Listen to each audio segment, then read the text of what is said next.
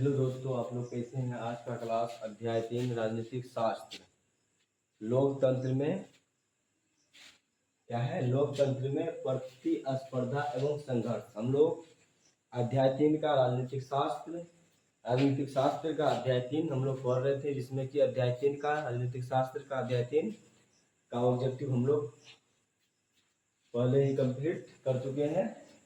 तो आज है ऑब्जेक्टिव से रिलेटेड सवाल, उसको हम लोग आज समझेंगे और सोल्व करेंगे।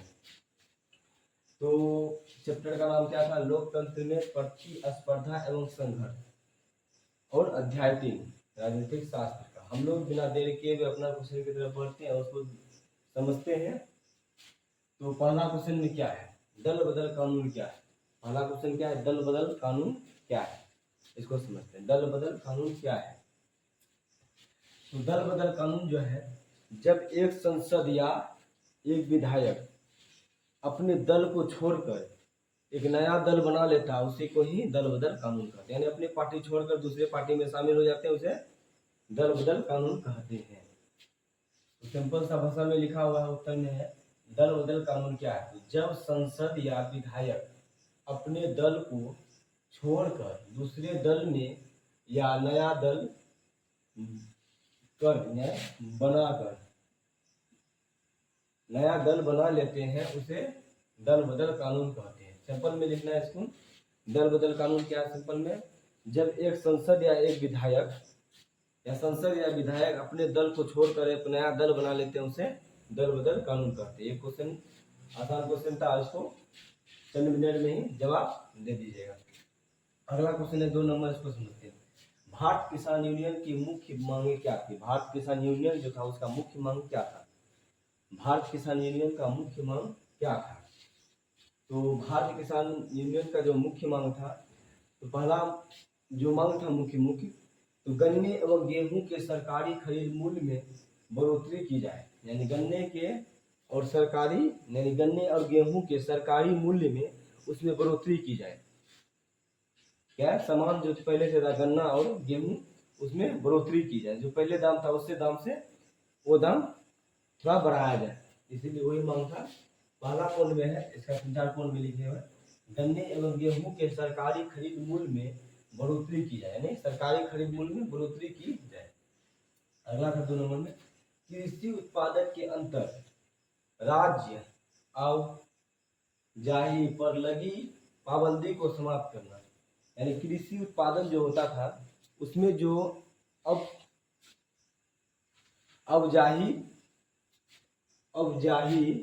राज्य अवजाही पर लगी पाबंदी, जो पाबंदी लगाए गए थे सरकार की तरफ से, उसको समाप्त करना था। यानी उसको समाप्त करके यानी खुला करना था उसको। पहला। दूसरा में था कृषि उत्पादक के अंतर राज्य अवजाही पर लगी पाबंदी को समाप्त करना था। क्या करना था? समाप्त करना था। दूसरा नंबर में, उचित दर पर गारंटी युक्त बिजली आपूर्ति करने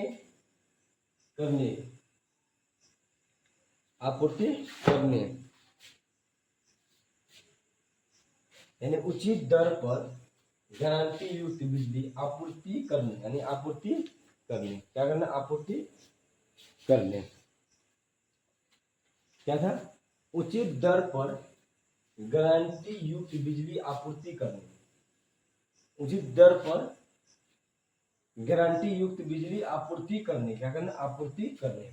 अगला क्वेश्चन था 4 नंबर में, आंसर, किसानों के बकाया कर्ज को माफ करना। यानी किसानों के जो बकाया कर्ज था, उसको भी माफ करने का मांग किया था।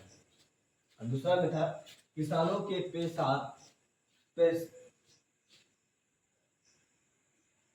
यानी किसानों के जो पेंशन जो मिलते थे, वो योजना को लागू करना था। जो पेंशन मिलते महीने 60 वर्ष में, उसको लागू करना था। किसानों के पेंशन को लागू करना था। ये मांगे थे। क्या मांगे थे? ये 4-5 मांगे थे। क्या मांग था? क्वेश्चन में था, भारत किसान यूनियन की मुख्य मांग क्या थी? भारत किसान यानी भारत के जो किसान थे, वो जो मुख्य मांग के थे, ये 4-5 मुख्य मांग किए थे। जिसे कि हम 4-5 को लिखें, जो फोन में मेन पॉइंट होता है उसको लिखें। तो पहला था गन्ने एवं गेहूं के सरकारी खरीद मूल्य में बढ़ोतरी का, यानी गन्ने और गेहूं के जो सरकारी मूल्य थे उसमें जो 12 रुपये में बिकते थे उसको कुछ और बढ़ाया जाए। तो इसलिए है गन्ने और गेहूं के सरकारी मूल्य से उसको कुछ बढ़ाया जाए और उसमें बढ़ोतरी की जाए। उचित दर अवधिता कृषि के अंतर्राज्य यानी कृषि के अंतर्राज्य अवजाही पर लागू पाबंदी को समाप्त करना था। क्या करना था? समाप्त करना था।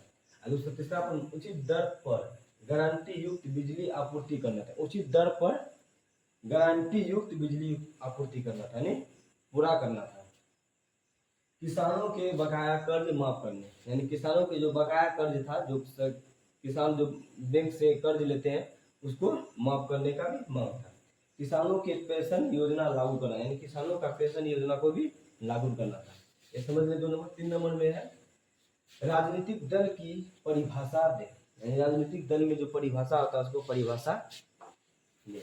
राजनीतिक दल व्यक्तियों का वह समूह होता है जिसका उद्देश्य सत्ता प्राप्त करना या सत्ता को प्रभावित करना होता है, यानी सत्ता प्राप्त करना यानी सत्ता को प्रभावित करना होता है। तो क्या है? राजनीतिक दल। राजनीतिक दल की परिभाषा दे। राजनीतिक दल की परिभाषा दो। राजनीतिक दल की परिभाषा दो। तो क्या था? राजनीतिक दल व्यक्तियों का वह समूह होता है। राजनीतिक दल व्यक्तियों का वह समूह होता है जिसका उद्देश्य सत्ता प्राप्त करना या सत्ता को प्रभावित करना, जिसका उद्देश्य सत्ता प्राप्त करना या सत्ता को प्रभावित करना होता है।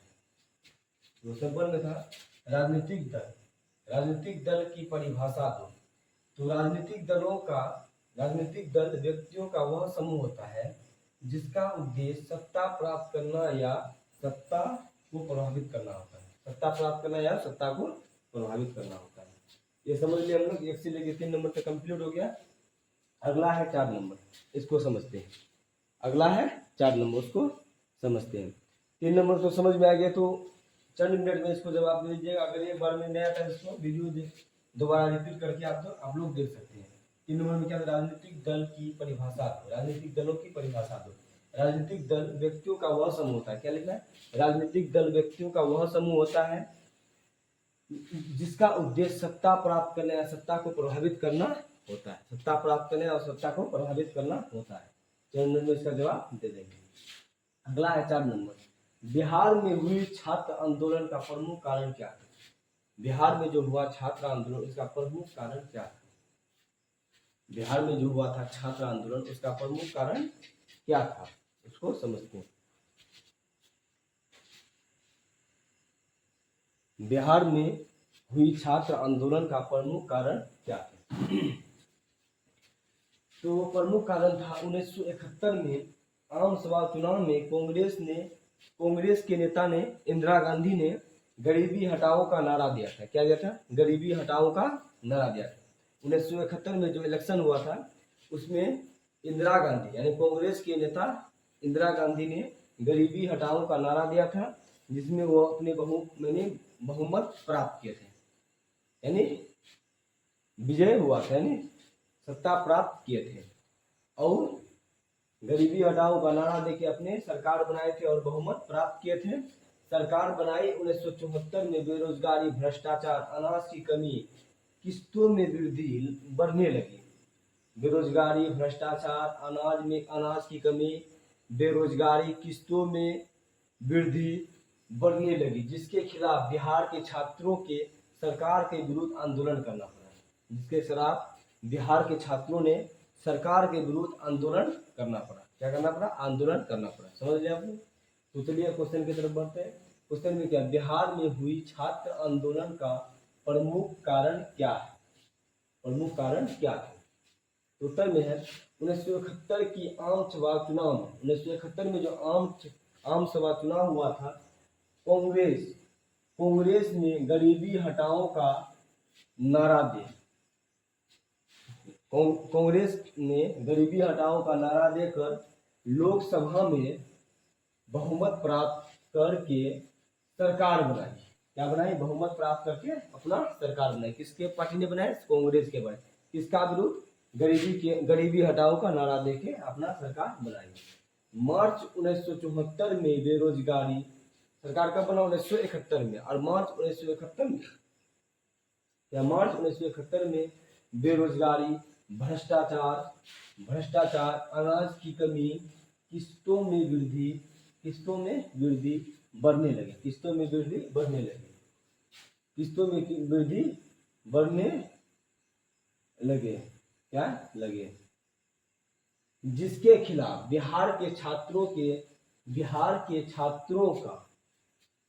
के सरकार के विरुद्ध आंदोलन करते हैं। बिहार के छात्रों के सरकारों के विरुद्ध आंदोलन कर दिया।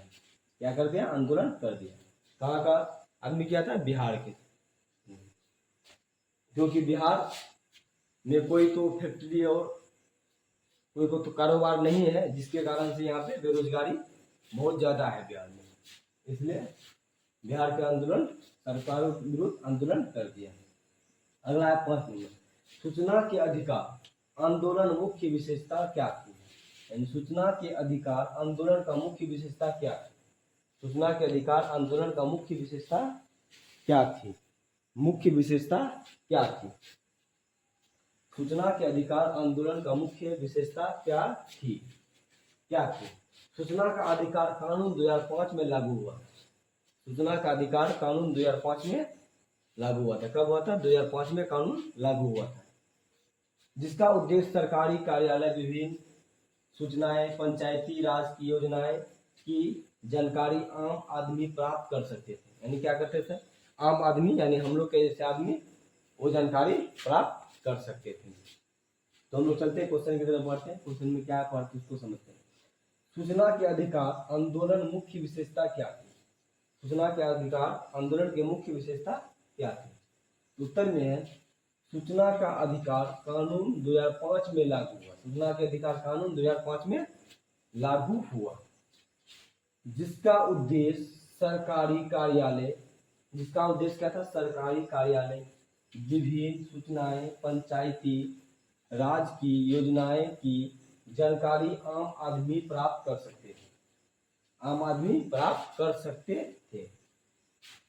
समझ लिया आप लोग? सूचना के अधिकार आंदोलन मुख्य विशेषता क्या है? सूचना के अधिकार जो आंदोलन का मुख्य विशेषता क्या है? सूचना के अधिकार कानून लागू कब हुआ था? 2005 में। उसमें आम आदमी अपना जानकारी प्राप्त कर सकते थे। तो अगला है 5 नंबर, 6 नंबर, इसको समझते हैं। चिपको आंदोलन का मुख्य उद्देश्य क्या था? चिपको आंदोलन का मुख्य उद्देश्य क्या था?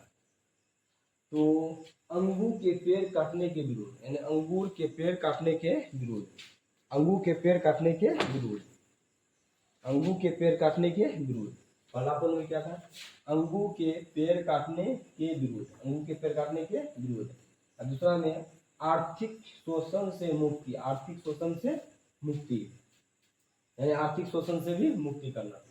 अगला था शराब खेरी के विरुद्ध आवाज उठाने से, यानी शराब खेरी के विरुद्ध आवाज उठाने से, शराब खेरी के विरुद्ध आवाज उठाने से। चिपको आंदोलन का मुख्य उद्देश्य क्या था? अंगूर के पेड़ काटने के विरुद्ध, 3 पॉइंट लिखे इसमें। अंगूर के पेड़ काटने के विरुद्ध, आर्थिक शोषण से मुक्ति, आर्थिक शोषण से मुक्ति, शराब खेरी के विरुद्ध आवाज उठाने से, शराब खेरी के विरुद्ध आवाज उठाने से। तो हम लोग आज 1 नंबर से लेकर 6 नंबर तक सब्जेक्टिव कंप्लीट किए और कुछ सब्जेक्टिव बच गया है। 3-4 सब्जेक्टिव बच गया, उसको हम लोग कल का क्लास में कंप्लीट कर लेंगे। और 2 अध्याय बचेगा, अध्याय 4 और अध्याय 5, उसको भी हम लोग 3-4 क्लास में कंप्लीट करके पॉलिटिकल साइंस कंप्लीट हो जाएगा। उसके बाद हम लोग नया विषय चालू करेंगे। तो आप लोग को यहाँ से लेके यहाँ तक अगर समझने में कुछ दिक्कत आता है तो कमेंट कीजिएगा। अगर एक बार में समझ में नहीं आता है तो दोबारा उसको रिपीट करके देख सकते हैं। और अगर समझ में नहीं आता है उसको कमेंट कीजिएगा, उसका जवाब हम देंगे। तो आज के लिए इतना ही रखते हैं। धन्यवाद।